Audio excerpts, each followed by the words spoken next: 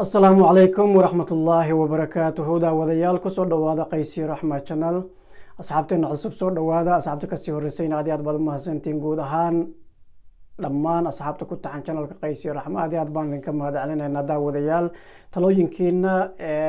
كامنتيادينا iyo ra'ayaashina wanaagsan aad iyo aad baad ugu mahadsantihiin daawadayaal maanta waxaan rabaa inaan idin la wadaago dhacdo la yaab leh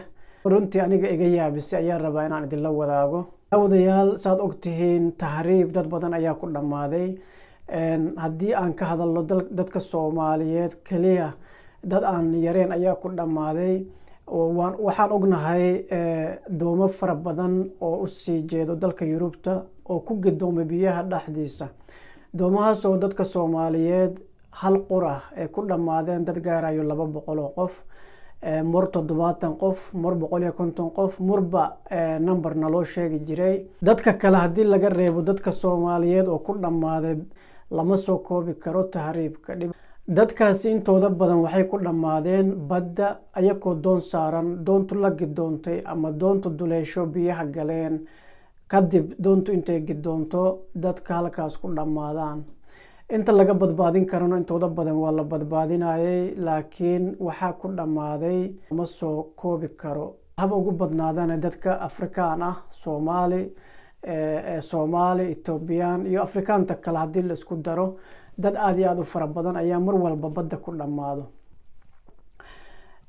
arinta maanta idin hayo waxay ku saabsan tahay tahriib balse way ka duwan tahay dhimashada tahriibka aan ku maqli jiray ama aan ku arki jiray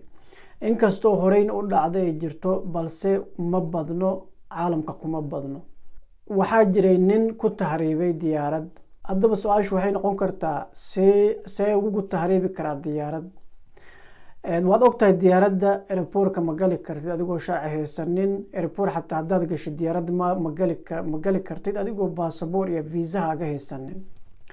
balse ninkan wuxuu ahaa nin muddo dheer ka shaqeynayay airportka Kenya gaar ahaan Nairobi Jomo Kenyatta airport ayuu muddo dheer ka shaqeyn jiray waana nin weyn oo 45-46 meelahaas da'diisa gaarayso kadib ninkani wuxuu go'aansaday inuu tahriibo muddo dheer ilaa 2 sano wuxuu raadinayay ama maaragtay baaritaan ku jiray qaabku ugu fakan lahaa diyaaradda ama gali lahaa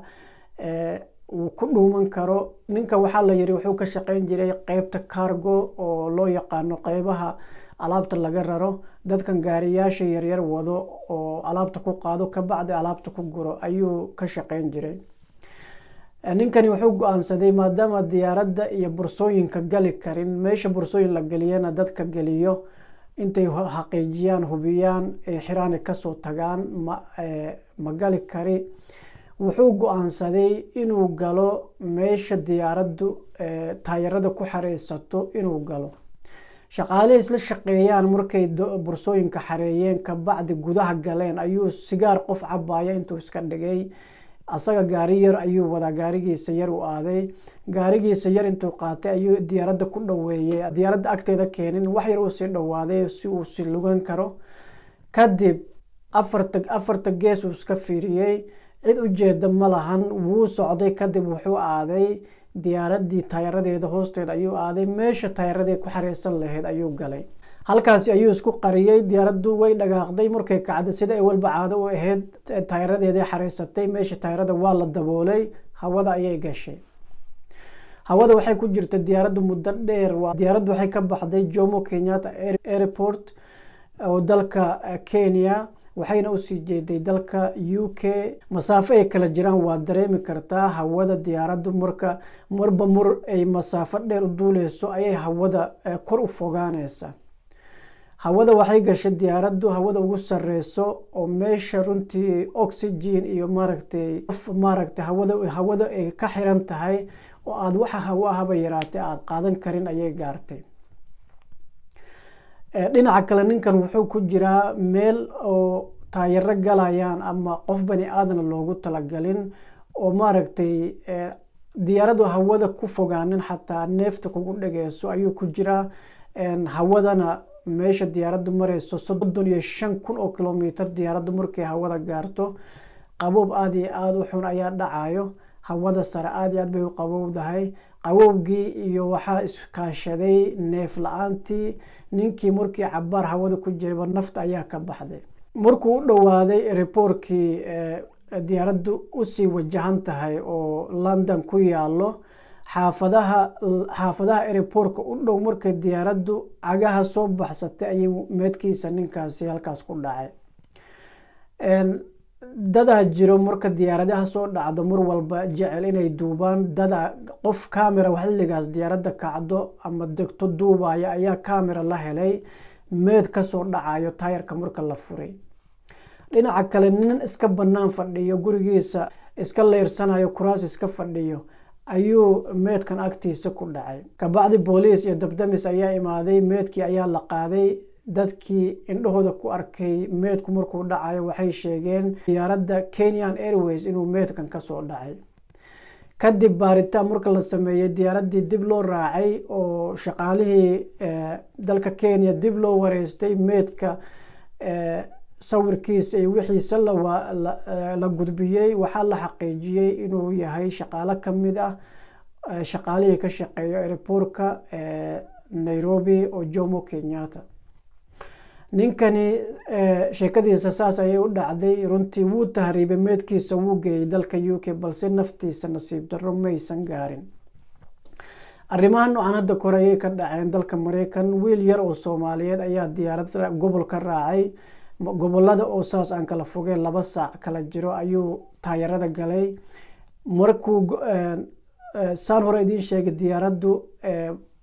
markay masaafo dheer duuleyso ayay hawada kusii fogaataa, maadaama ay gobolku kala jiro 2 saacun hawada ma ku fogaanin ilaa 20,000 oo kilomitir ama wax ka yar 15,000 oo kilomitir ayay inta dhulka ka sareyso ayay ku duuleysa diyaaraddu. saasay tahay marka la keenay airportka lagu soo degay, cunugaas asagoo suuxsan ayuu kasoo dhacay diyaaradda. bacda ayaa hospitaalka la geeyey si degdeg ah, isla markii ayaa la daaweeyey, wuu badbaaday, ma dhimanin. balse hadday diyaaraddu hawada kusii fogaan lahayd 1 saac ama 30 daqiiqo kaliya naftu way ka baxi lahayd. meelal badan ayaa jira oo caalamka arrintan oo kale ka dhacday, balse tan ugu dambeysay oo dalka Kenya waa mid ugu xun, ugu daran, oo masaafo ugu dheer qof bani aadan ah oo diyaarad meel loogu talagalin fuulo oo maaragtay halkaas froze ku noqdo, ku qalalo oo neefta ku dhegto oo naftana ka baxdo.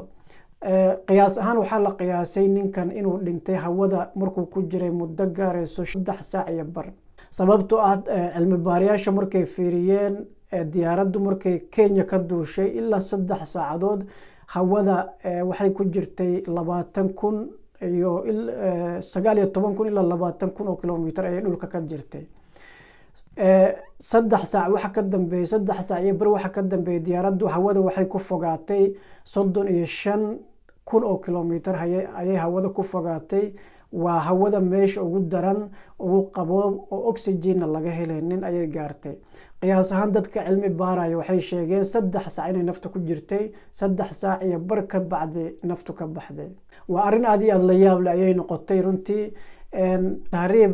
nooc kastaba ahaadee wax wanaagsan ma ahan, wax lagu badbaadi karo ma ahan. waa waxa qof bani aadan ah halaag geliyo. naftaada inaad 50-50 siiso waa wax aad iyo aad u xun waaye. cidna lama talinayo inay tahriibaan, inay maaragtay wadankooda iimaansadaan, meel ay ku sugan yihiin irsaaqdooda ilaahay ha ku siiyo, naftooda aysan halaag gelinin.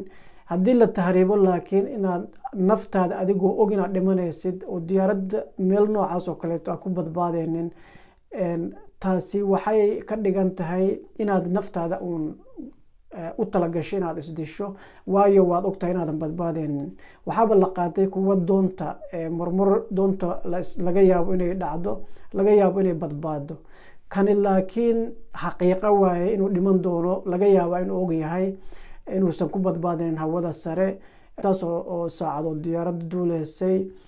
oo ku dhintay. ilaahay naga badbaadiyo. daawadayaal, sheekada ku saabsan ninkii meedkiisa tahriibiyey ama Kenya ka tahriibay, kuna tahriibay diyaarad ku dhuuntay meesha diyaaraddu ku xareysato taayarada. kadibna hawada ku dhintay markuu gaaray airportka dalka UK diyaaraddu lugaha soo baxsatay meedkiisa kasoo dhacay. intaas ayaan kusoo gabagabeynayaa. fadlan haddaad ku cusubtahay channelkeena Qays iyo Raxma subscribe taabo, gambaleelkana ku dhufo si aad u hesho notification. tan iyo kulantideena dambe daawadayaal waxaan idin rajeynayaa nabad iyo nolol. assalaamu calaykum waraxmatullaahi wabarakaatuh.